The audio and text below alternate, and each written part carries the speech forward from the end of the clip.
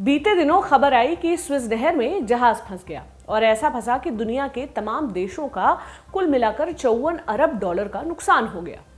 इस जहाज का नाम एवर गिवन था। इसके फंसने की वजह से 6 दिनों तक स्विस नहर में ट्रैफिक जाम लगा रहा। जहाज के दोनों तरफ दूसरे छोटे और बड़े जहाजों की लंबी कतार लग गई। स्विस नहर का ट्रेड रूट एक महत्वपूर्ण ट्रेड रूट है।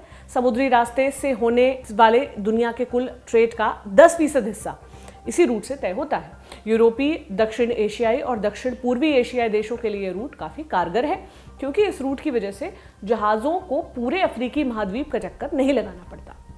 आप सोच रहे होंगे कि इसका ऑर्डिनरी से क्या मतलब है। हम उस पर भी आते हैं। जब 23 मार्च को यह 400 मीटर लंबा और हजारों टन वजनी जहाज स्विस नहर में फंसा, तब से इसके फंसने के कारणों पर चर्चा होने लगी। किसी ने शिप के कैप्टन और क्रू को जिम्मेदार ठहराया तो किसी ने रेगिस्तानी हवाओं को। लेकिन इस बीच कुछ लोगों ने एकदम अलग ही कारण खोज लिया। उन्होंने एक महिला को इसके लिए जिम्मेदार ठहरा दिया। कौन है ये महिला? क्या वो सचमुच इस जाम के लिए जिम्मेदार थी? अगर नहीं तो उसके खिलाफ किसने साजिश रची? इन सब सवालों के जवाब देंगे आज की बड़ी खबर में। साथ ही ये भी जानेंगे कि भारत की मर्चेंट नेवी और इससे जुड़े एजुकेशन सेक्टर में महिलाओं की स्थिति क्या है। इसके साथ ही एक ऐसी महिला के बारे में भी आपको बताएंगे जिसने इस सेक्टर में अपने बलबूते पर सबसे ऊंचे पद पर पहुंचने का काम किया। नमस्ते, मेरा नाम है प्रतीक्षा और आप देख रहे हैं द ऑर्डिनरी शो।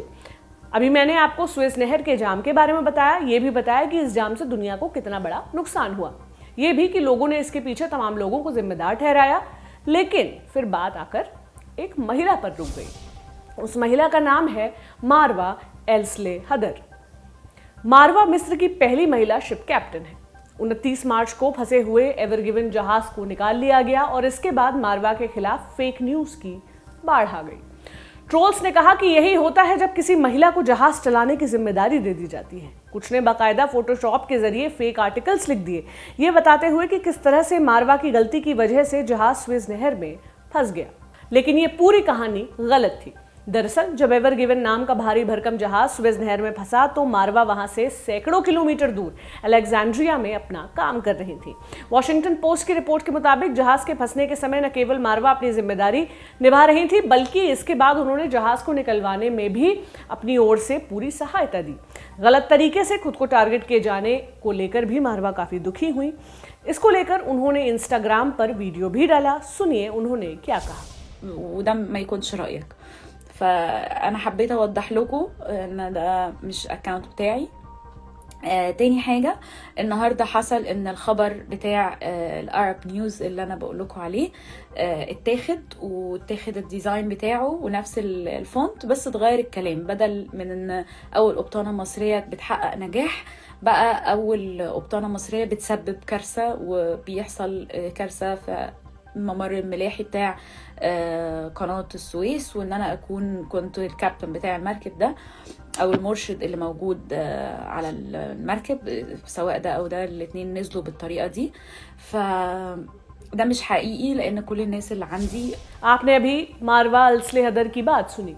उनका एक्सपीरियंस कोई अनोखा नहीं है। महिलाओं को रोजमर्रा के स्तर पर इस तरह के एक्सपीरियंस से दो चार होना पड़ता है। मसलन सड़क पर अगर कोई महिला गाड़ी चलाती दिख जाती है तो आसपास के पुरुष कहते हैं कि ये पक्का एक्सीडेंट करेगी। स्कूटी चलाती लड़कियों पर आए दिन तंज कसे जाते हैं। कहा जाता है कि मैडम, स्कूटी में ब्रेक हाथ से लगाने होते हैं, पैरों से उसे मत रोकना। कोई महिला अगर गाड़ी चला रही है और अगर उसका कोई छोटा मोटा एक्सीडेंट भी हो जाता है तो उसे इस तरह की वीडियो क्लिप सोशल मीडिया पर वायरल कराई जाती है। लोग शेयर करके चटकारे लेते हैं, गोया आदमियों से तो कभी एक्सीडेंट होते ही नहीं है, जैसे वो तो माँ की कोख से ही ड्राइविंग लाइसेंस लेकर आते हैं। ये भी कहा जाता है कि महिलाएं इमोशन से चलती हैं, कभी भी गाड़ी रोक देती हैं, कभी भी अचानक से रोक देती हैं। सड़क पर कोई जाम लगा हो तो लोगों का पहला रिएक्शन यही होता है कि जरूर किसी महिला ड्राइवर की गलती की वजह से गाड़ियां फंसी होंगी। वो अलग बात है कि नासा के मिशन मार्स में जो रोवर मंगल ग्रह पर गया है, उस प्रोजेक्ट को एक महिला स्वाति मोहन ने ही लीड किया है। उस रोवर की दिशा और गति तय करने की जिम्मेदारी उनकी ही थी और उन्होंने बखूबी निभाई भी। स्कूटी तो छोटी चीज है। लौटते हैं मारवा एल्सले हदर पर। उनके लिए मिस्र की पहली महिला शिप कैप्टन होना आसान नहीं था। उन्होंने इसके लिए बहुत मेहनत की। तमाम समाजों की तरह मिस्र भी एक पुरुष प्रधान समाज है। वहां महिलाओं का इस तरह का जॉब करना अच्छा नहीं माना जाता, लेकिन मारवा ने लगभग हर ऑड को तोड़ते हुए अपने लिए जगह बनाई और यही कारण रहा कि वो ट्रोल्स के निशाने पर आ गई। भारत में भी इस क्षेत्र में महिलाओं की भागीदारी के आंकड़े अच्छे नहीं हैं। इंटरनेशनल मैरीटाइम एसोसिएशन नाम के संगठन के मुताबिक जहां दुनिया भर में इस क्षेत्र में काम करने वाली महिलाओं का हिस्सा मात्र 2% है, वहीं भारत में ये उसका आधा माने 1% ही है। मतलब इस क्षेत्र में काम करने वाली केवल 1% महिलाएं ही या तो किसी शिप में कैप्टन हैं या फिर दूसरी लीड पोजीशन पर हैं। कमोबेश यही हाल मैरीटाइम एजुकेशन सेक्टर का है। एक रिसर्च पेपर के मुताबिक मैरीटाइम सेक्टर में पढ़ने वाले कुल स्टूडेंट्स में लड़कियों का हिस्सा केवल 1% है।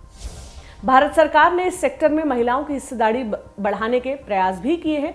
इस संबंध में सरकार ने 2019 में कुछ नए नियम बनाए थे। ये नियम उन शिप मैनेजिंग कंपनियों पर लागू होते हैं जो मर्चेंट नेवी एक्ट 1958 के तहत 500 ग्रॉस रजिस्टर्ड टनेज के शिप्स ऑपरेट करती हैं। इन नियमों के तहत महिलाओं को 2 साल का एज रिलैक्सेशन दिया गया है। इसके साथ ही उनके रिक्रूटमेंट और प्लेसमेंट को भी आसान बनाया गया है। महिलाओं को मैटर्निटी लीव देने और जहाज़ों पर जेंडर सेंसिटाइजेशन करने के कार्यक्रम भी चलाए जाएं, ऐसा इन नियमों में लिखा है। सरकार का मानना है कि ऐसा करने पर मर्चेंट नेवी सेक्टर में महिलाओं की हिस्सेदारी बढ़ेगी। ये नियम कितने काम किए हैं उसका डेटा हमारे पास नहीं है। शो की शुरुआत में हमने कहा था कि हम आपको एक ऐसी महिला के बारे में भी बताएंगे जो अपने बलबूते पर मर्चेंट नेवी सेक्टर में सबसे ऊंची पोस्ट पर पहुंची। उनका नाम है राधिका मेनन। राधिका मेनन केरल के त्रिसूर जिले से ताल्लुक रखती हैं और भारत की पहली महिला मर्चेंट नेवी शिप कैप्टन है। 1991 में शिपिंग कॉर्पोरेशन ऑफ इंडिया में रेडियो ऑफिसर के तौर पर उन्होंने अपना करियर शुरू किया था। साल 2012 में उन्हें मर्चेंट नेवी में कैप्टन नियुक्त किया गया। उनके करियर में एक महत्वपूर्ण मोड़ साल 2015 में आया जब उन्होंने बंगाल की खाड़ी में एक डूबती नाव में फंसे 7 मछुआरों की जान बचाई। उस समय खाड़ी में तूफान की स्थिति बनी हुई थी और जहां मछुआरे फंसे हुए थे वहां जहाज लेकर जाना खतरे से खाली नहीं था। इसके लिए उन्हें इंटरनेशनल मैरीटाइम ऑर्गेनाइजेशन और भारत सरकार की तरफ से असाधारण साहस दिखाने का पुरस्कार भी मिला। पहली बार दुनिया में किसी महिला कैप्टन को यह अवार्ड मिला था। इस पूरे घटनाक्रम के बारे में उन्होंने भारत सरकार के सागरमाला प्रोजेक्ट की एक फिल्म में बात भी की। क्या कहा उन्होंने, सुनिए। When I saw through the binocular, I saw it was a boat without accommodation, with flush deck, a small boat, not suitable for deep sea fishing. Boat was drifting with the bad weather in our opposite direction. The first time I swung the vessel and created a leak, and then the boat was brought closer, and then we gave the gantline. And before the boat could catch the gantline, she went towards the stern. So I have to stop and turn around again. It was banging to the ship side and the ship itself was going up and down. Because of that, the gantline, the thick rope we had given, that broke. And as soon as the line broke, the boat drifted again with great speed behind. Then the third round I came again and created a leak. International maritime organisation ने जब उन्हें award दिया तो राधिका ने बस इतना ही कहा कि वो तो केवल अपनी ड्यूटी कर रही थी, किसी दूसरे कैप्टन की तरह ही। इसी तरह टाइम्स ऑफ इंडिया को दिए एक इंटरव्यू में उन्होंने उन चैलेंजेस के बारे में बताया जो इस सेक्टर में महिलाओं के सामने आते हैं। उन्होंने बताया कि वो इन चुनौतियों के बारे में पहले से ही जानती थी, इसलिए पूरी तैयारी के साथ आई थी। इसी इंटरव्यू में उन्होंने मैरीटाइम सेक्टर में महिलाओं की कम हिस्सेदारी और उन्हें किस तरह का माहौल मिलता है इस बारे में भी बात की। उन्होंने बताया ये सेक्टर ऐसा है जहां पुरुषों की चलती है। जो भी महिला यहां काम करने आती है उसे गलत तरीके से जज किया जाता है, उसकी योग्यता पर सवाल उठाए जाते हैं। माहौल उतना अच्छा नहीं होता, लेकिन धीरे धीरे चीजें बदल रही हैं। महिलाओं की हिस्सेदारी बहुत कम है, लेकिन धीरे धीरे ये भी ठीक हो जाएगी। पेरेंट्स को भी अपना माइंडसेट बदलने की ज़रूरत है। किसी भी दूसरे काम की तरह ये भी एक काम ही है। राधिका मेनन की तरह ही कुछ और महिलाओं ने भी इस सेक्टर में अपनी पहचान बनाई है। इनमें से एक नाम सोनाली बनर्जी का भी है। इलाहाबाद की सोनाली बनर्जी देश की पहली महिला मैरीटाइम इंजीनियर है। इसी तरह चेन्नई की रेशमा नीलोफर देश की पहली मैरीटाइम पायलट है। इस सेक्टर में महिलाओं ने और भी उपलब्धियां हासिल की हैं, जैसे पहली बार भारत की 6 महिला नेवल ऑफिसर्स ने INSV तरिणी को ऑपरेट किया और पूरी दुनिया का चक्कर काटा। इन महिला ऑफिसर्स में लेफ्टिनेंट कमांडर वर्तिका जोशी, P स्वाति, B ऐश्वर्या, प्रतिभा जामवाल और लेफ्टिनेंट पायल गुप्ता, S विजया देवी शामिल थी। हम उम्मीद करते हैं कि आने वाले समय में इस सेक्टर में महिलाओं की हिस्सेदारी बढ़ेगी और वो नए नए रिकॉर्ड्स बनाएंगी। ये भी उम्मीद करते हैं कि ऐसे मेल डोमिनेटेड पेशों में धीरे धीरे औरतें बढ़ेंगी तो एक समाज के तौर पर हमारी बुद्धि जो है वो थोड़ी खुलेगी और दुनिया में होने वाले हर युद्ध, हर त्रासदी, हर एक्सीडेंट का दोष हम बिना सोचे समझे महिलाओं पर मढ़ना बंद कर देंगे। यहाँ खत्म होती है हमारी बड़ी खबर। अब बारी हमारे अगले सेगमेंट यानी सुर्खियों की। दिन की पहली सुर्खी झारखंड के पलामू जिले से है। यहाँ एक शादीशुदा महिला को एक शादीशुदा पुरुष से प्रेम हो गया। वो घर छोड़कर उसके साथ रहने लगी। ससुराल वालों ने उसे खोजकर उसका सिर मुंडा दिया। इसके बाद चेहरे पर कालिक पोत कर उसे पूरे गांव में घुमाया, जबकि प्रेम करने और अपना घर छोड़कर अलग रहने में उसके बराबर ही जिम्मेदार उसके प्रेमी को पकड़कर किसी ने उससे एक भी सवाल नहीं पूछा। इंडिया टुडे से जुड़े सत्येंद्र कुमार की रिपोर्ट के मुताबिक करीब 1 महीने पहले महिला अपना घर छोड़कर प्रेमी के साथ दूसरे गांव में रहने लगी थी। दोनों मजदूरी करते थे। हम ये नहीं कह रहे कि पुरुष को भी उसी तरह पीटना चाहिए, हम बस ये सवाल पूछ रहे हैं कि महिलाओं का इतना बुरा ट्रीटमेंट क्यों। 4 अप्रैल को महिला के ससुराल के कुछ लोगों ने उसे देखा। इन लोगों ने महिला के पति को इस बात की सूचना दी। इसके बाद उसके पति और ननद उसे लेकर गांव पहुंचे। यहां महिलाओं ने उसके साथ मारपीट की। इसके बाद उसका सर मूंड दिया गया और चेहरे पर कालिक पोत दी गई। आखिर में उसे उसके प्रेमी के पास भेज दिया गया। इस मामले में 12 लोगों के खिलाफ FIR दर्ज की गई है। वहीं दोनों को पुलिस प्रोटेक्शन में भी रखा गया है। अगली सुर्खी मशहूर लेखिका तस्लीमा नसरीन से जुड़ी है। तस्लीमा बांग्लादेश की लेखिका हैं। कई सालों से एग्जाइल में हैं। भारत की नागरिकता पाने की इच्छुक हैं, लेकिन अभी तक उन्हें भारतीय नागरिकता नहीं मिली है। तस्लीमा ने अब इंग्लैंड के क्रिकेटर मोइन अली को लेकर ऐसा ट्वीट किया है जिसे लेकर उनकी खासी आलोचना हो रही है। तस्लीमा को इस्लामोफोबिक कहा जा रहा है। मोइन अली लंबी दाढ़ी रखते हैं। इसी को टारगेट करते हुए तस्लीमा ने ट्वीट किया, मोइन अली क्रिकेट में न फंसे होते तो ISIS ज्वाइन कर चुके होते। जैसा कि आप जानते ही हैं, ISIS एक आतंकी संगठन है। हाल ही में मोइन अली ने चेन्नई सुपर किंग्स को अपनी जर्सी से शराब की कंपनी का लोगो हटाने की मांग की थी। उनका तर्क था कि वो शराब से जुड़ी किसी चीज को एंडोर्स नहीं कर सकते हैं। माना जा रहा है कि इसी वजह से तस्लीमा ने उनका नाम ISIS से जोड़ा। तस्लीमा के ट्वीट पर कई लोगों ने लिखा कि कोई व्यक्ति मुस्लिम धर्म का पालन करता है, इसका ये मतलब नहीं कि उसे किसी आतंकी संगठन से जोड़ दिया जाए। अगली सुर्खी पश्चिम बंगाल से आई है। राज्य में विधानसभा चुनाव हो रहे हैं। तीसरे चरण की वोटिंग के दौरान आरामबाग क्षेत्र में बवाल हो गया। क्यों? क्योंकि कथित तौर पर TMC की उम्मीदवार सुजाता मंडल पर BJP समर्थकों ने पत्थरबाजी की। इसके बाद दोनों पार्टियों के कार्यकर्ता आपस में भिड़ गए। इंडिया टुडे से जुड़ी पौलोमी साहा की रिपोर्ट के मुताबिक TMC ने सुजाता मंडल पर हुए कथित हमले को लेकर चुनाव आयोग में शिकायत दर्ज कराई है। वहीं पार्टी सुप्रीमो ममता बनर्जी का भी बयान सामने आया है। उन्होंने BJP पर निशाना साधते हुए कहा कि एक तरफ पार्टी बेटी बचाओ और बेटी पढ़ाओ की बात करती है और दूसरी तरफ एक महिला के ऊपर पत्थरों से हमला करती है। ममता बनर्जी ने सुजाता मंडल की अनुसूचित जाति होने पर भी जोर दिया और कहा कि वे उन केंद्रीय बलों के खिलाफ लीगल एक्शन लेंगे जिनकी मौजूदगी में सुजाता पर हमला हुआ।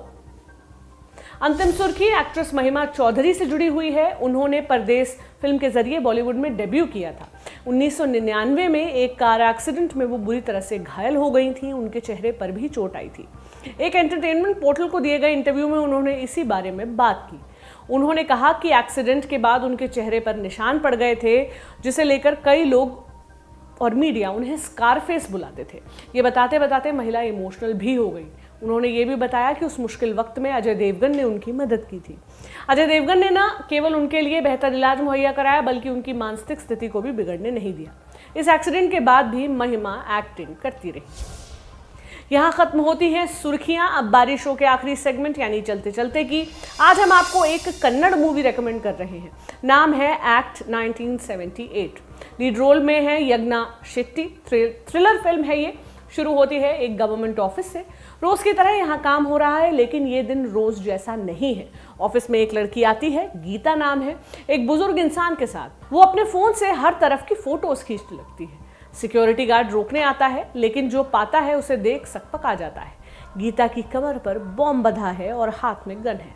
ऑफिस वर्कर्स के लिए सारे दरवाजे बंद हो जाते हैं। वो अब हॉस्टेजेस हैं, तब तक रहेंगे जब तक गीता की शर्तें नहीं मान ली जाती। सवाल है कि ये कोई बैंक नहीं जहां बंदूक की नोक पर लूट मचाई जाए। यहाँ अलमारियों में सालों से धूल खा रही फाइलों के अलावा कुछ भी नहीं। फिर गीता को क्या चाहिए?